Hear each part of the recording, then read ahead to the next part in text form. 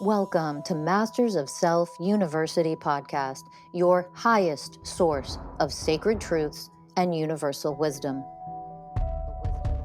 Hello, beautiful souls. I'm Rachel Fiori, mystic, spiritual teacher, psychic healer, and founder of Masters of Self University. Join our journey of soul transformation as we deep dive into this latest episode.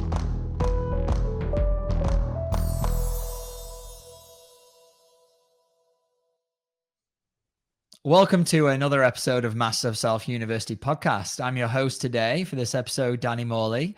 And today I've got joining me Coach Rachel Baker. Welcome, Rachel. How are you doing? Thanks, Danny. I'm good. How are you doing? I'm doing well. You know, this work is a constant thing. You know, we never stop evolving. And I'm definitely arriving at a place where this past couple months, things are getting a little, we'll call them easier. The flow of healing is getting to a little bit of a less turbulent place where I felt like this last couple months, it's been just constant. I've been like trying to swim in a really rough sea and just the waves keep crashing down. Is that what you've been going through? Yeah. A few weeks ago, I actually was in a sea and I was drowning and had to reach out for some help, which is not really like me, but it was one of those periods of growth. And thank God I've got this work, and thank God I have the community that I have with this, because I was drowning in a sea of craziness. And when you say drowning, do you mean physically or metaphorically? Yes. Yes is my answer. Both. Yes. Were you swimming in the ocean, or are you just being hit by all the emotion, the sea of emotions that you feel underneath? It was a sea of chaos. And I think what ends up happening with this work is, so the mind, it took in a lot of knowledge. And as the knowledge was dropping into the body, it was like water, right? Like something was dropping in, but something else was being displaced. So something had to come up and get dealt with. And it was happening so fast at one point that I didn't feel stable. I was really feeling like really off my rocker, but knew that on the other side of this is going to be insane. It's going to be intense and it's going to be glorious, but I got to get through this piece. I've got to get through this part. So much was dropping in and I was embodying so much, but it was like almost like pushing up nonsense. And my capacity to hold all of it at the same time was just really feeling like I was really feeling low on my capacity to handle anything. Just, it was all of a sudden, and I had to reach out and ask for help, but I'm on the other side of it. And what was it like? Because I've definitely had many moments in my life up until now where I've had that instability, that like, I don't know if I can handle all of this. It's too much right now. Like chaos. Like, what was it like to be in that place? Okay, so I don't want to freak anybody out, but I felt, and I said this a few times, I felt really mentally unstable. Yeah. Because all of the things that I have been taught up to this point, right? I'm almost 48. I'm going to be 48 in a couple weeks. All of the things that I have been taught up to this point, I'm questioning all of it at its deepest level, at its deepest place. Like everything that I've ever been taught about life. It's not that I'm looking to change everything. It's just that I'm looking at everything and I'm putting in new teachings, the teachings that I actually agree with, the teachings that actually make me feel good. And when you do that, and you're doing it at such a rapid rate, there's this point where you feel like, oh God, what is the truth? Holy crap. Like, this is too much of a shift. this is too much of a different paradigm than what I've been living through. Whoa. And it feels really mentally unstable for a hot second. And then you wake up, and then there's this big awakening. There's been little tiny awakenings, but then you have this big awakening. Like, whoa, okay, so this is much easier. This is actually a lot better than what I was doing up to this point, even though everything that I've learned up to this point is that. Does that make sense? Yeah. What came through to me then was the lack of ability to control what's happening. So you've got all this chaos which is starting to emerge, and my inner child is always trying to control the chaos, but at some point there is a place where there's so much of it when you've gone in so deep that it all comes out and you can't control it anymore, and the only thing to do is just completely surrender into that. And there's only one way to get to the other side, and that's to just let go and start actually healing. And our ego just wants to hold on to whatever makes us feel safe and stable in that moment, to keep us safe, to keep us in a place where we can handle everything. But finally letting go of control of all this chaos, the up and down, it's okay. And to fully feel that in all of its depth. Yeah, I think one of the biggest things that were going on at that time was noticing and recognizing that I was creating bitterness and resentment and anger inside of myself because of the egoic need to stay safe. If you don't think about these people as the bad guys, then you may let them in. Then they could hurt you, because the last time you let anybody in to actually meet you, the real Rachel Baker that really is in here, they demoed you. And so do you really want that ever happening to you again? So now everything that smells like, looks like, sounds like, tastes like, anything like that, you must be the bad guy. Yep. I had just a recent experience with setting a very clear boundary with one of my parents and reconnecting with them. And as we were hashing things out and, working through the stuff that the reason why I created the boundary in the first place, to take some space and heal myself and love myself through what was coming up and on that process. As we were reconnecting, I found this, I was very resistant to let them back in, because exactly what you just said, I was scared of being hurt again, because the last time I let this person fully into my heart, it resulted in it breaking. And I don't know if I was prepared to have that happen again. And it's difficult. Well, we're just little kids, and we're little, and we show up in these situations with these people that are caregivers and these people that are supposed to take care of us and meet our needs and say they love us unconditionally. And we have our hearts wide open. We have everything's wide open, right? Yeah.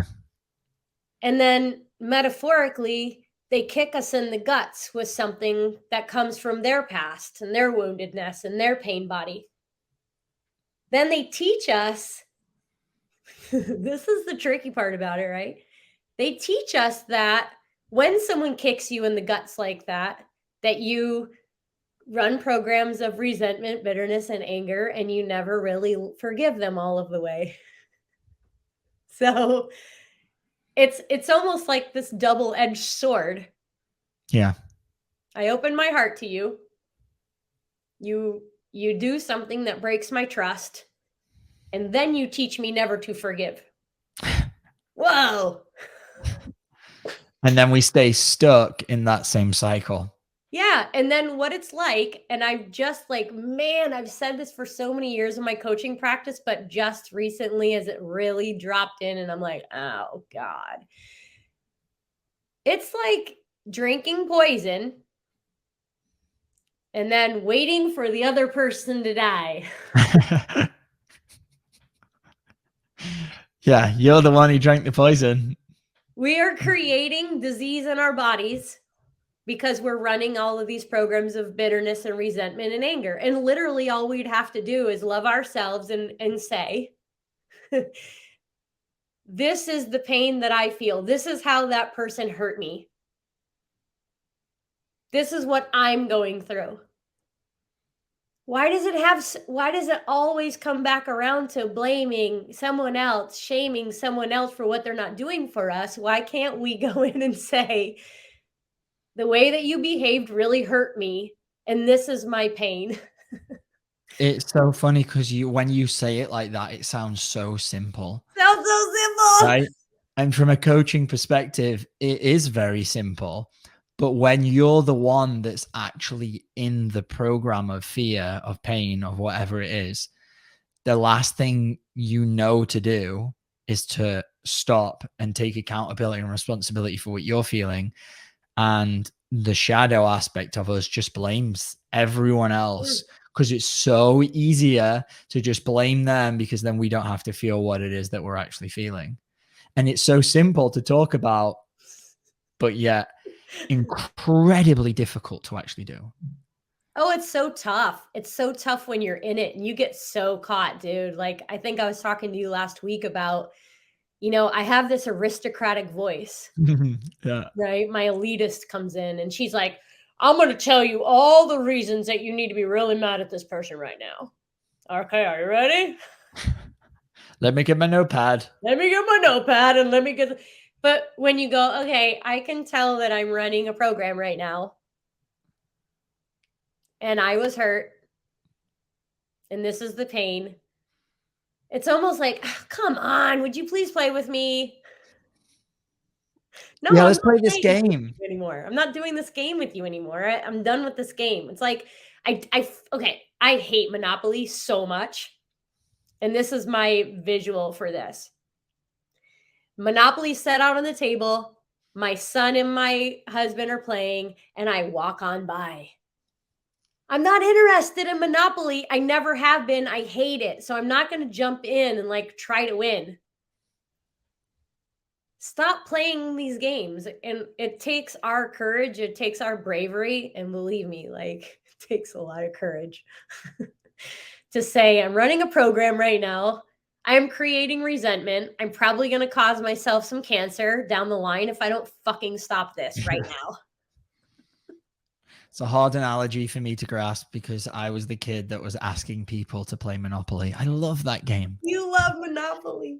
I used to play Monopoly on my own when I was a child. Oh my God. Come on over. My son loves Monopoly. You can come on over anytime. But yeah, that's the nature of these, unconsciousness, the unconscious programs is while we're in them, we don't want to look at them because we can't see what it is that we're in and we're running until we raise our level of consciousness up enough to see, oh, I am running this program and I can choose, instead of going down these same karmic, generational, whatever they are, patterns of hate and resentment and anger, I can just choose instead to choose myself and honor my pain and love my pain instead of projecting it continuously outward. But why is it so hard? Why is it so hard, Rachel?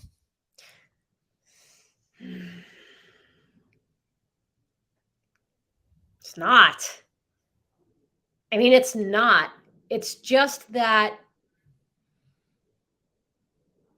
from the most vulnerable stages of your life, the most open you ever were, you were taught to do it this way. Right.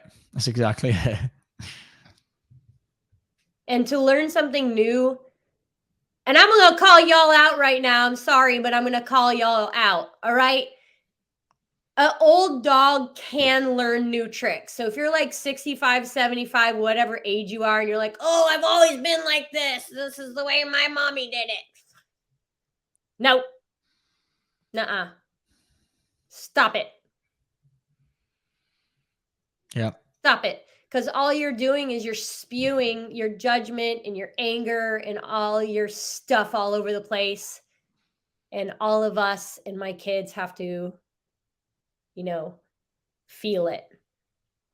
Stop it. Because you can learn how to do this. It just takes a desire.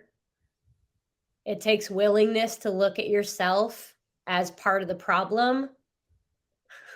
I think that's the key, is the willingness to look at yourself, because most people are not willing to actually do the work it takes to turn that finger around and say, well, what part do I play?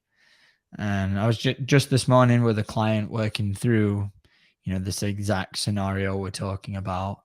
They were with their partner, judging and blaming them, blame. And this is something I still hear. I've still got parts of me in there. I can hear myself just the smallest little things will just blame my partner for everything. Like, I'm trying to think of an example. Well, she won't help you with social media, right? So you're like, her fault. Like, she should be helping me. It's so that's a very like easy one to grasp. But it's even down to like when I like, even when I do something that I know I've done it wrong, like that it's me that's I'll leave something out, right? And I'll forget that I've left it there. And then I walk back and I'll hear my mind going, she left it out again. And then I'm like, hang on, I did that. Like I was the one that did that. And then my ego's like, oh shit, yeah. The shadow like comes out and tries to like convince me. I'm like, you can't trick me like that, because I was the one who put that t-shirt on the floor. Like, you can't blame her for doing that, because I know that I did it. And there's still this part of me, and I know that I'm, we're on this journey. I'm still uncovering it, but it's an incessant voice, and it's always going around just trying to deflect. And I've gone in, this past year with both of my parents, and kind of gone deep into the work, and I received the same thing from both of them, which was deflection, blame, defensiveness. Well, what about me and my pain? All this victim consciousness stuff that was coming up. And it's like, oh, that's why I'm like this, because both of my parents are. Of course, I'm going to be like that if I'm trying to have these deep and honest conversations about taking accountability and responsibility and being willing to look at the pain that I'm in and the pain that I've caused, and that all I'm getting is victim. Like, of course, that's going to be within me. And yeah, I'm still on this journey of finding those parts of me. Yeah, I think so many of us are emerging out of, I think about it like childbirth, right? Emerging out of victim consciousness is like trying to birth out of this really tight canal. There's so much pressure involved, but you keep working at it. And then you see these glimpses of light, like, oh my God, I am totally acting like a victim right now. And we can point our fingers at everybody else, like, oh my, you're just acting like a victim. And just because some of my statements sound so much gentler or like so convincing, but when I write them down and I read them back to myself, I'm like, wow, that's totally victim consciousness right there. And you learn how to do that. You learn how to be the victim through your upbringing, because they got their needs met through the victim consciousness, through the victim mentality. That's how we got our needs met.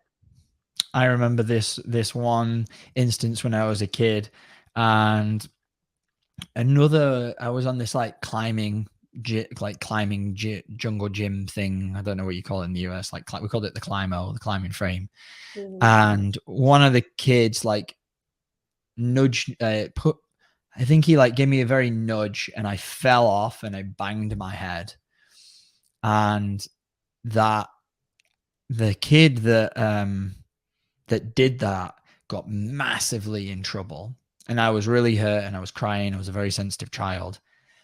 But I remember learning then, oh, if I want to get some way, I think I over dramatized it as well. Like if I just cry and pretend like I was the victim in this moment, I will get my own way and I will get this other person in trouble. And this instance has come back several times when I've been processing these wounds. And I think that program was already in me.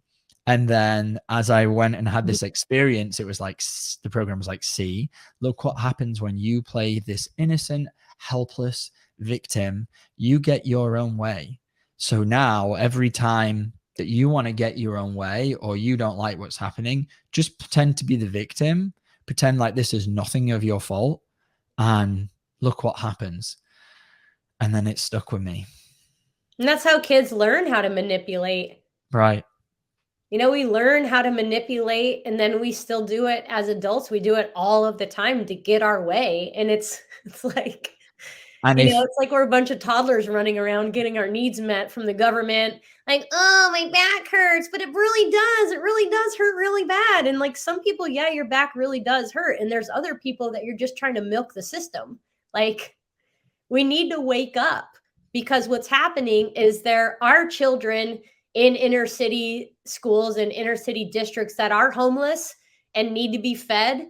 And all of those tax dollars are actually going to somebody who could get up and go work, somebody who doesn't really need it.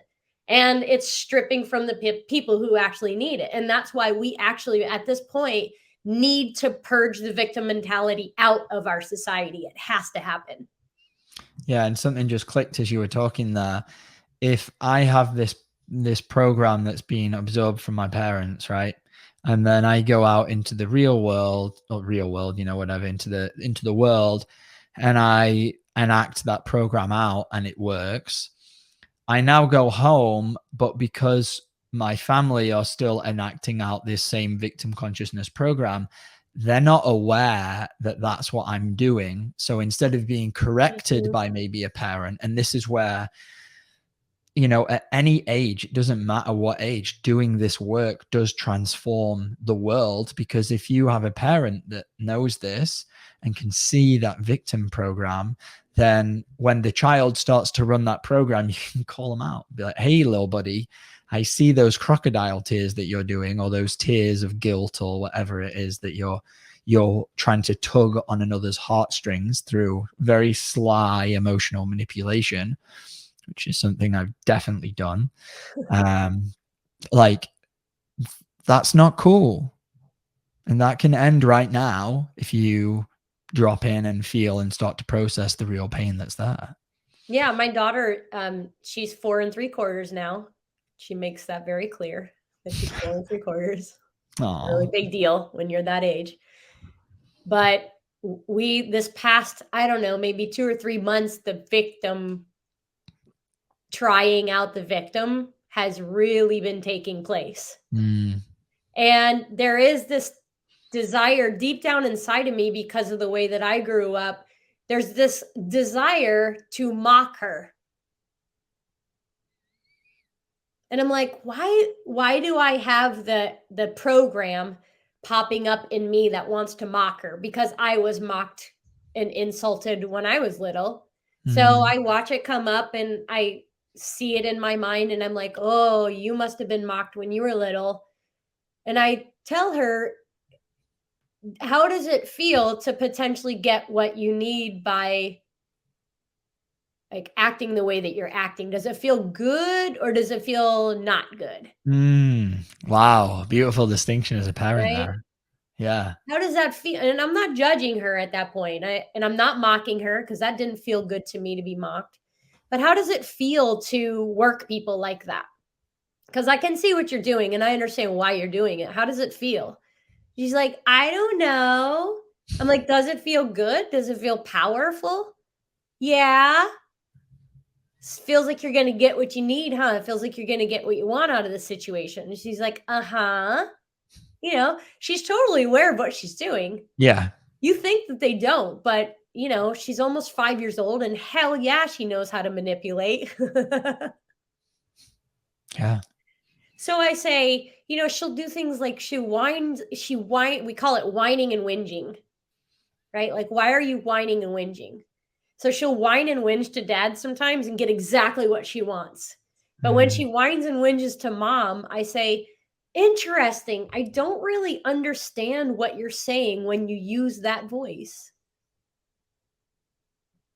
If you came from a powerful place, I might be able to understand what you're asking me for. Could you say that from your power? Oh, of course. I mean, she'll automatically switch. And that's giving the kid like that opportunity to discern the difference between themselves. Oh, what is the energy that I'm coming from? And when I make these, when I do this manipulation, does it feel good in my body? Am I learning even at a young age, like what is the difference between something feeling good because it's communication from my soul, or versus like, Feels actually, icky, feels sticky, feels not right. yeah. When And I they get my know own, yeah, go ahead. they are wide open beyond our capability to understand what they feel. She's wide open. She knows exactly what's going on.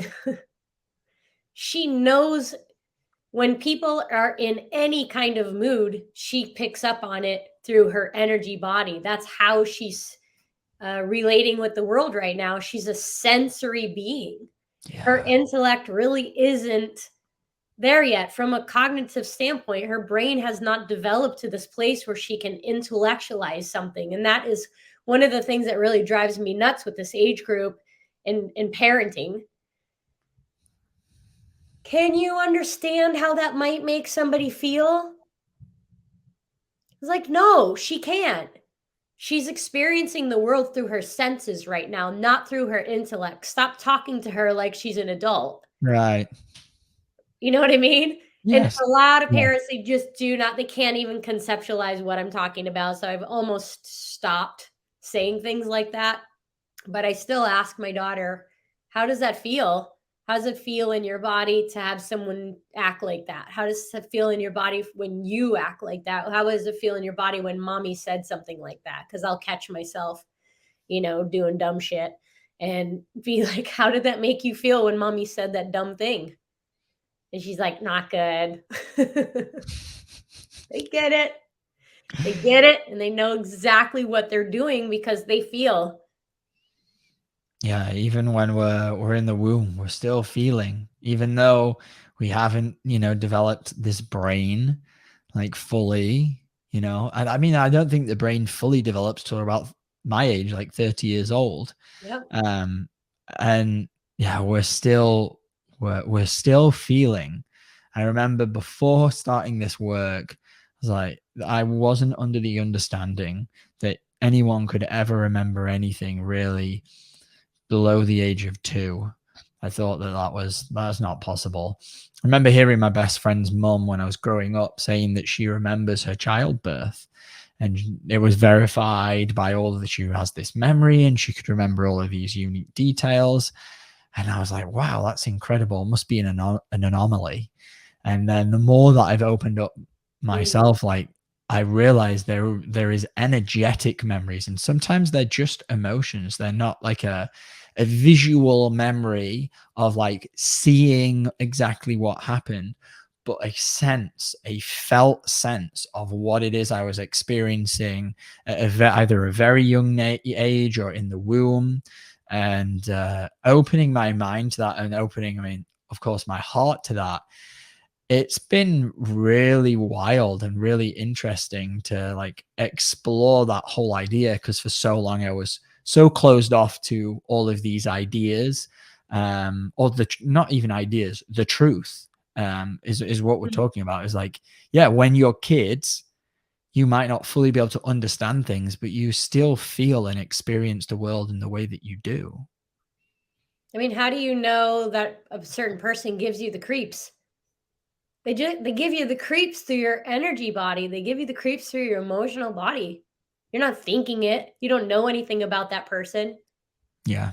My children will get closer to me when somebody walks in the room that feels creepy. Yep. But like to your point there, and what's so magnificent about the work that we do, and when you get deeper and deeper and deeper, I'll be driving down the road thinking of nothing, and all of a sudden have a subtle energy body come up, like an emotional experience, an emotional memory come up. I've stopped trying to link it to the mind. I've stopped trying to link it to a memory. I'm just like, oh, that's something that I experienced when I was younger and no one validated it. I'm here to validate it right now. How are you feeling? I feel awful. Oh, okay. Let's feel awful for now.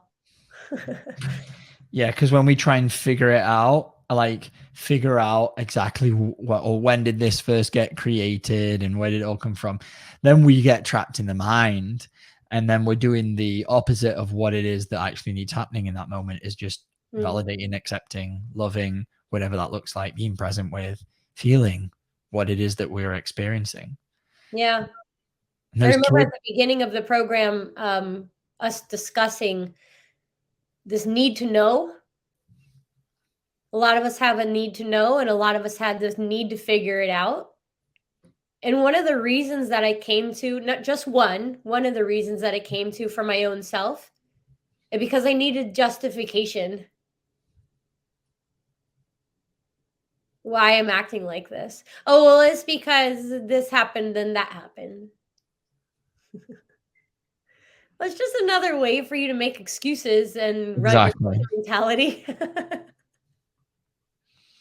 I find it's like so much conditioning with just us living in our minds that if we can just figure it out, then we don't have to feel it. And I think especially as like there's so much energy around men have to have it together, and actually everyone has to have it together, right?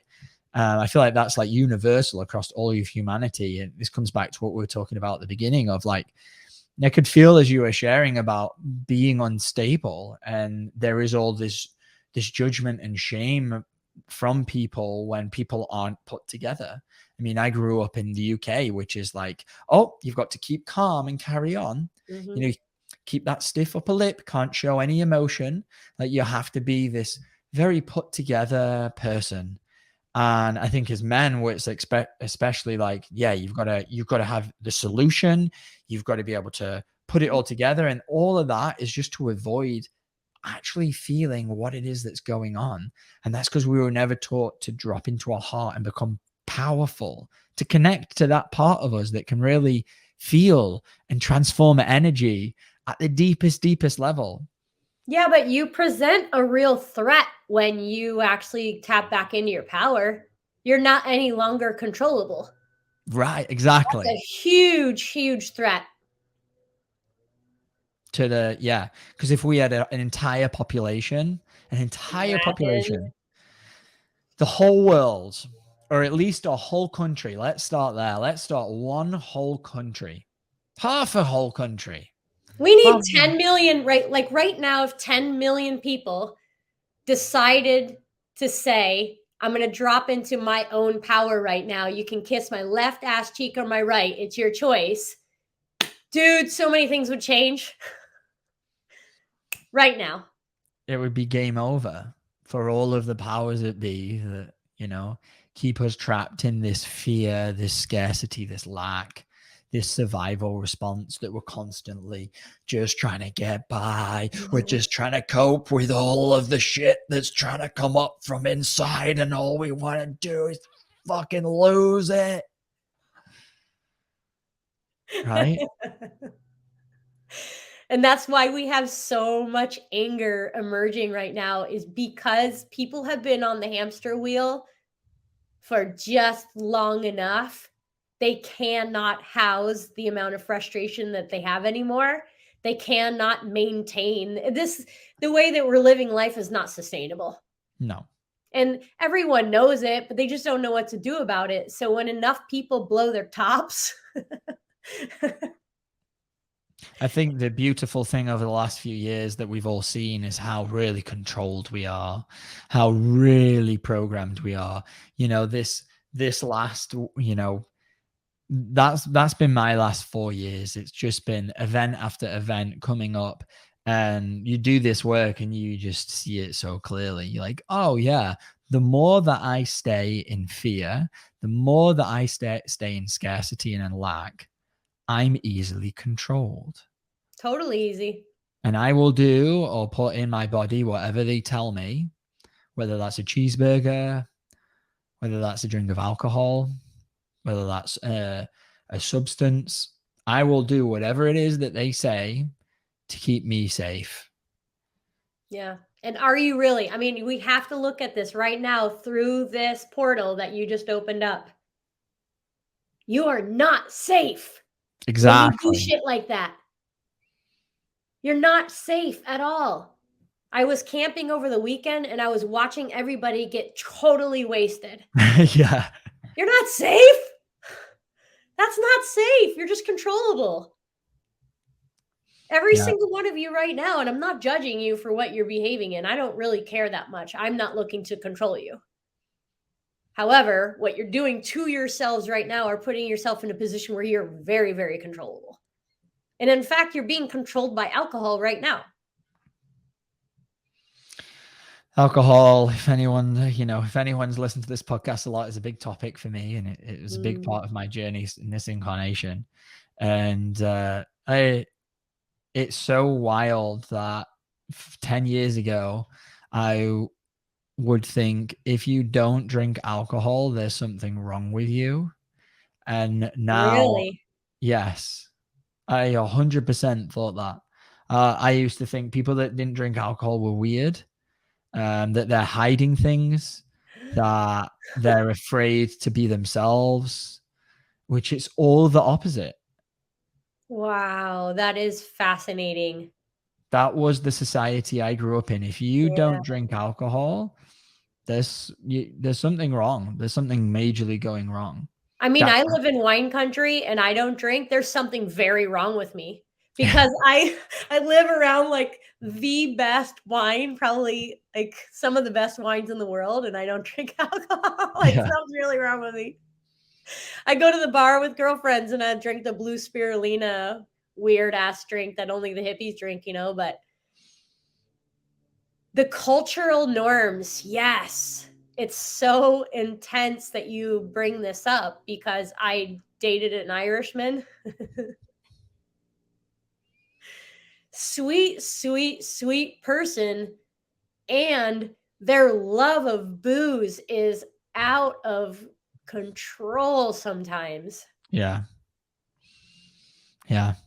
And you know, it's basically it's just medication. It's Yeah. if you Emotion can suppression. if you can get a large enough population to constantly drink. I think I saw a video the other day that the word alcohol is alcohol,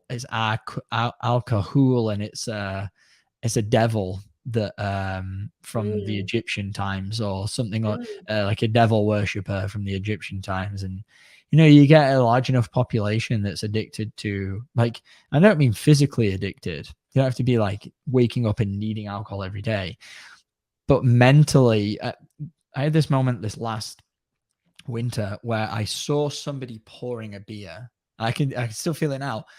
The physiological response that happens within me is my mouth starts getting parched. I start to feel all this like dopamine coming in just from watching the beer being poured. And I'm like, oh man, like I would love a beer right now. Like that's a form of addiction. And if you get a large enough population addicted to that, and then what does it do? It disconnects you from what you're actually feeling. And that's a controllable society.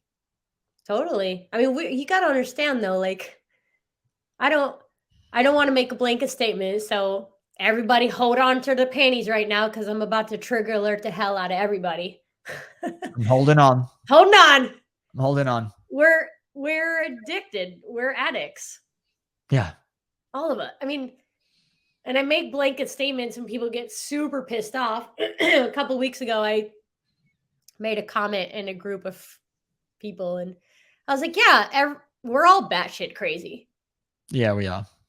I mean, if you really, really think about it, and you really let that statement in, and you really look around and you really look at yourself, like, everybody's kind of batshit crazy. We're totally influenceable. We're totally controllable. And we're all addicts. And this woman was like, I don't think we are at all.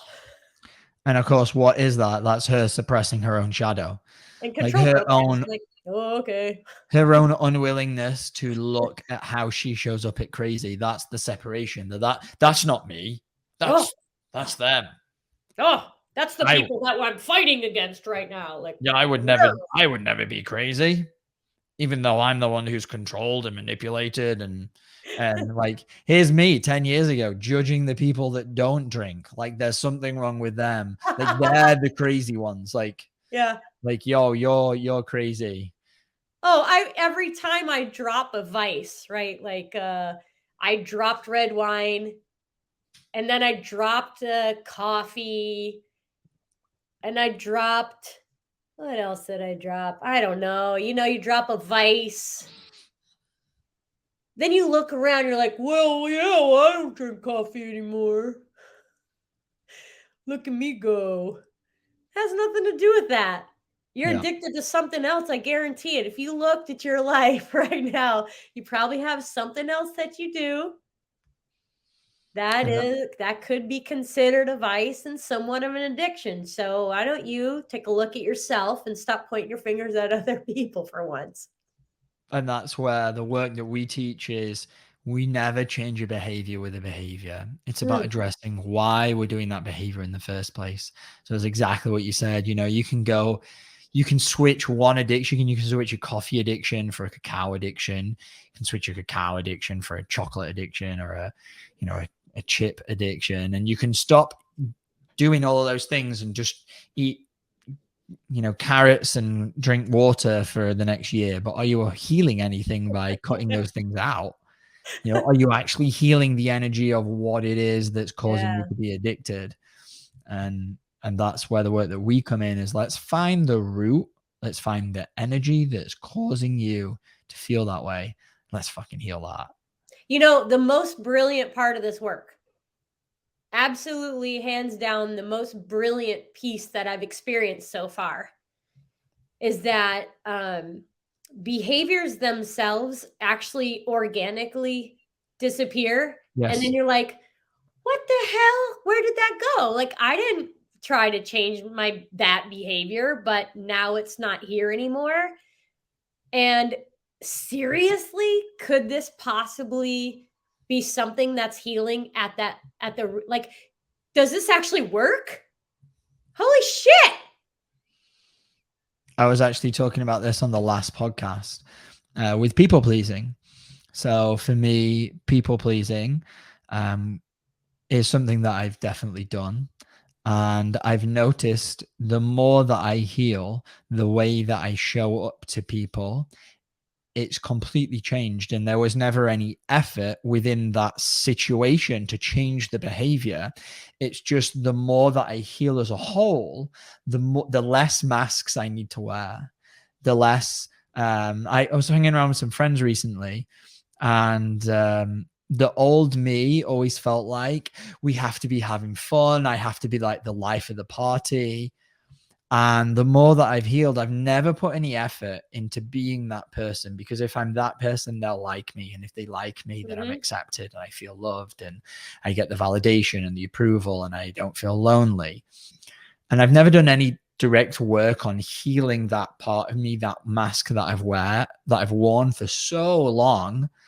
And I went and hung out with these old friends from Colorado, and I realized that there was no part of me, or if there was, it was very small, that was trying to wear that mask again. Yeah. It was like, organically, oh, right? Like we're not any longer having to, I'm going to use the word force. yep. I don't have to force myself to be somebody that you would like to have in front of you. I'm just me. And for some reason, being just me now is actually okay for the people that I hang out with, that I care about, that I love. And the ones that it's not okay for, they're actually walking away. Literally, I had a person that Yep. is in my world, and I'm showing up like me, not trying to force myself to be anything that she would need to see. And she walked away. Mid conversation, walked away.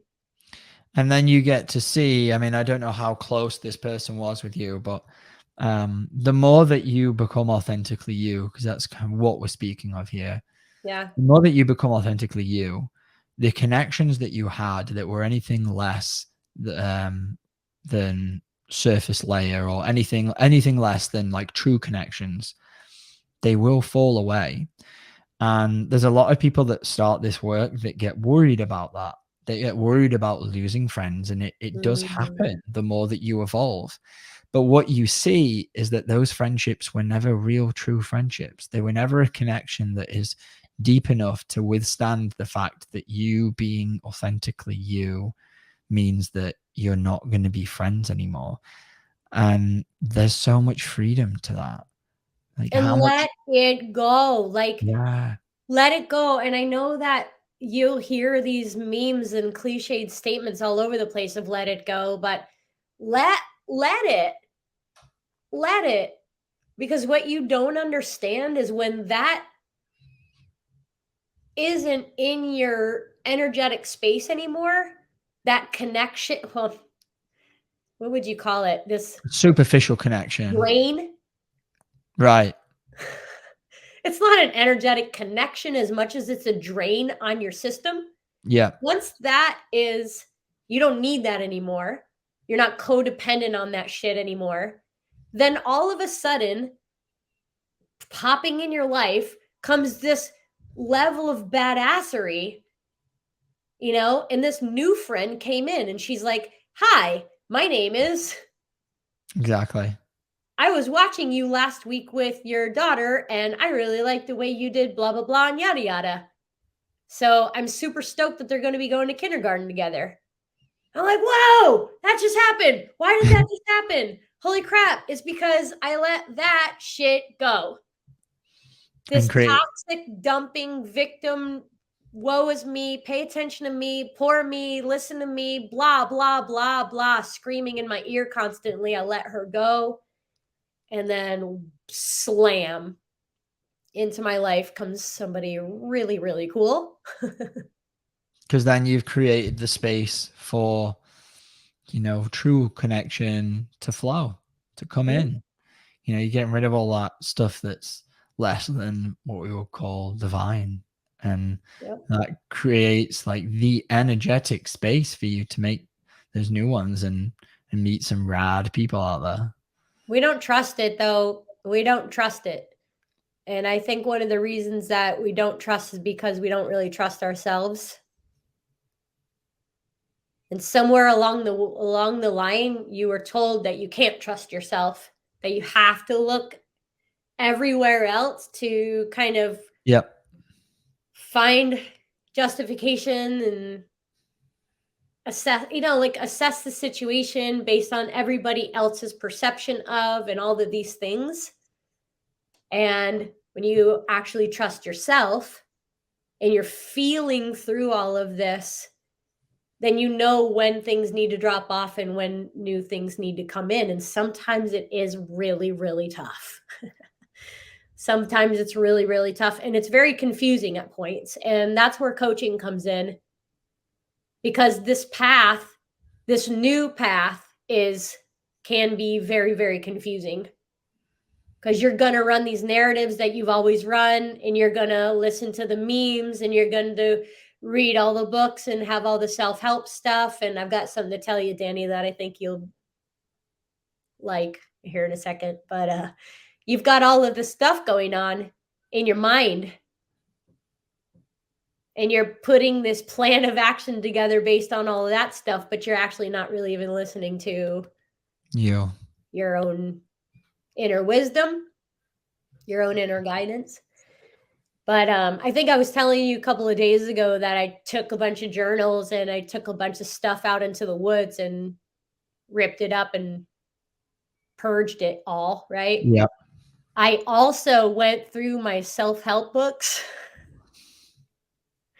They're in the garage and they are going to a used bookstore. Yeah, I definitely could do a purge. I bought a bunch of books a couple of years ago, like a whole stack of them, and I was gonna go through and read it. And not long after I started this work, and I was like, oh, I don't need to read any of those now. There's a few that I kept over there. There are a few that are old faithfuls. Not too many. Not too many. You know, I'm looking over at my bookshelf. I moved it over there a couple of days ago, and I just purged the crap out of it. They served their purpose, when they did. Yeah, and now it's time to create some space. Yeah, it's pretty cool. Yeah. It's good stuff. Yeah, brilliant. Love it. I do love to hear that. I remember when I first started this work, and it comes back to something that we were mentioning at the beginning about constantly trying to figure it out. And I was kind of like constantly asking Rachel Fiori, hey, what do I need to read this week? What's going to help me more? And the answer was always drop in to your heart, figure out don't even figure out, ask yourself, what programs am I running? And love whatever comes up. And I did not like that answer at first. I did not like it because my mind just wanted me to just figure it all out. Let me just find the book to read, the person to listen to. And this lesson came back this past week, and the only person I needed to listen to was my own heart, my own self. And that doesn't mean that other people's knowledge or wisdom is not good to understand. There are times and places for all of that. And to be guided from our heart when we do need a little bit more knowledge, a little bit more wisdom and from somebody else, but always to then take that and integrate it back into ourselves is the path. And that lesson keeps coming through. There's two gifts that I was given through that thread right there. One is to notice that as children, we had a really hard time being bored. And what we do is we try to occupy time. We try to occupy time with reading. We try to occupy time with learning because we think that learning will get us the job. We think that learning will get us the pat on the back. We think that regurgitating a lot of stuff will get us where we want to go. That's great. But we were really bored at points. And our parents, our caregivers, our teachers, or whatever didn't teach us about, hey, why don't you lay on back and try to compose a symphony? Or, instead of listening to this podcast, and this is what I'm doing now because I really noticed my propensity to going toward people talking and me learning something new. Mm-hmm.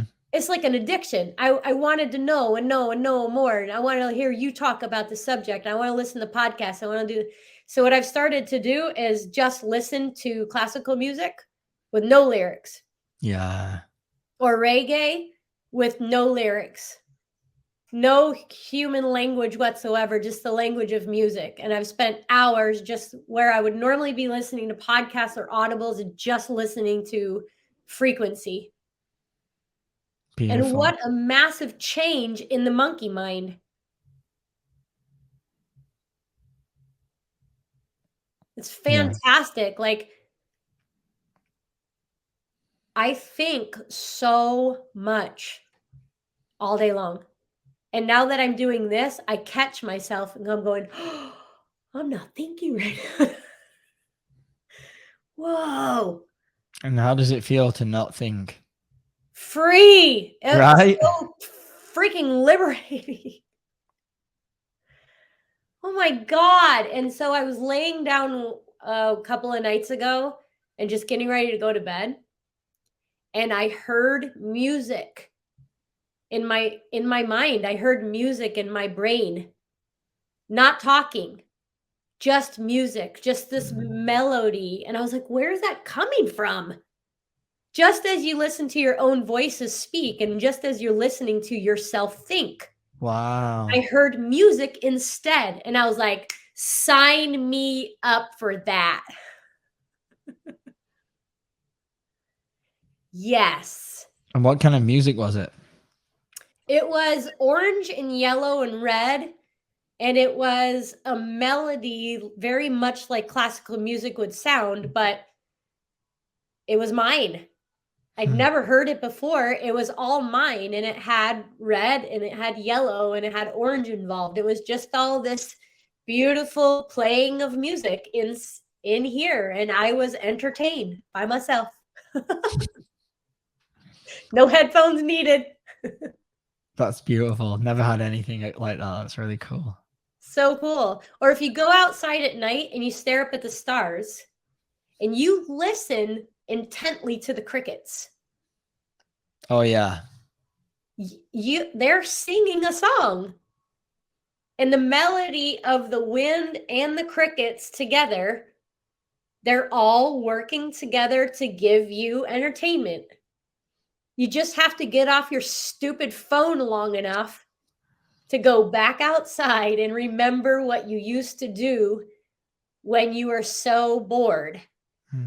You'd listen to the crickets and you'd listen to the birds chirping and you would watch the stars, and that's what you would do.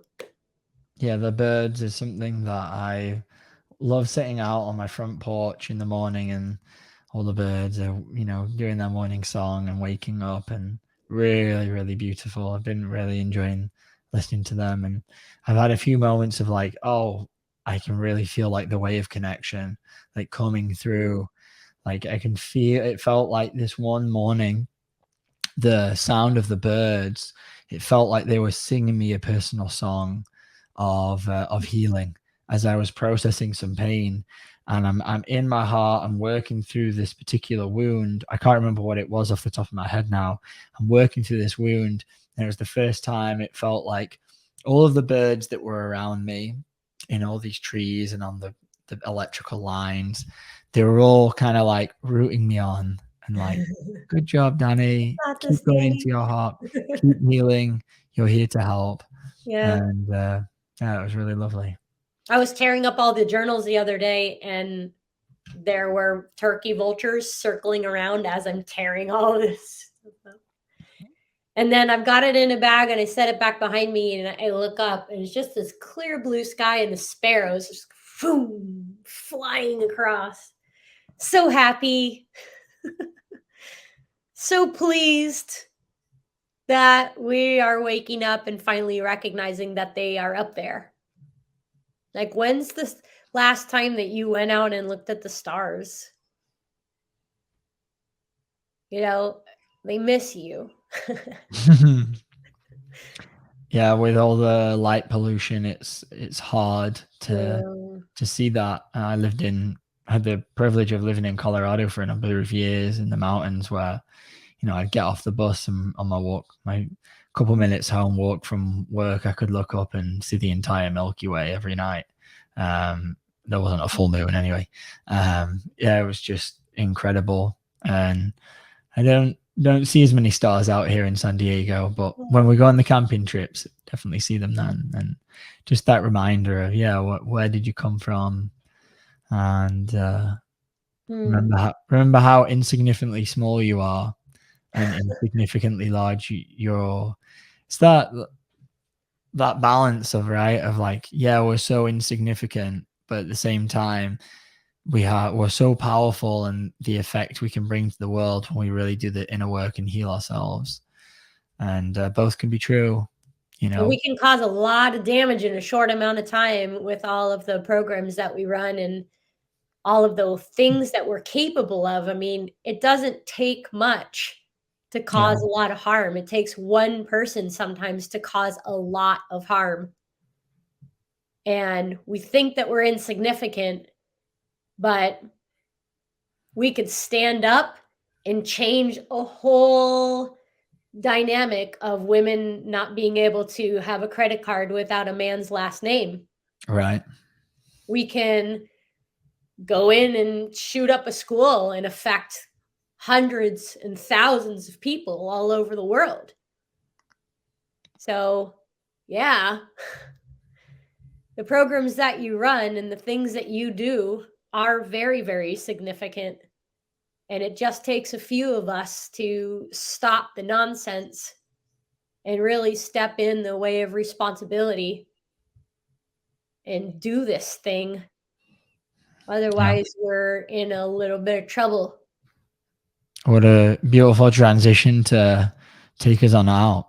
And if anyone's out there that wants to become the way of responsibility, that wants to work with Coach Rachel Baker or anyone else, I'll throw a little link on the bottom of our screen. Visit us at mastersofselfuniversity.com. Sign up for just a free consultation and we'll talk through the different programs we have to offer. You can scan through the website and see what's up. See what we can do, whether that's group, relationship, individual. We have a whole different range of courses you can take. And Rachel, thank you so much for coming on and talking about what you've been working through. And I know we're going to be doing this again soon, so I look forward to chatting then. Thank you. Any final words you want to send out to the listeners? Well, if you're here listening to a podcast like this one, keep doing what you're doing. Keep up the good work. And yeah, rise up, get out of there, get out of what you're doing to yourself, because it's much better on the other side. Yeah, we all do it. So, beautiful. All right. Well, we'll see you next time, anyone that's listening, and feel free to like or subscribe and share this with anyone that might need to hear this podcast today. And until next time, bye. Ciao.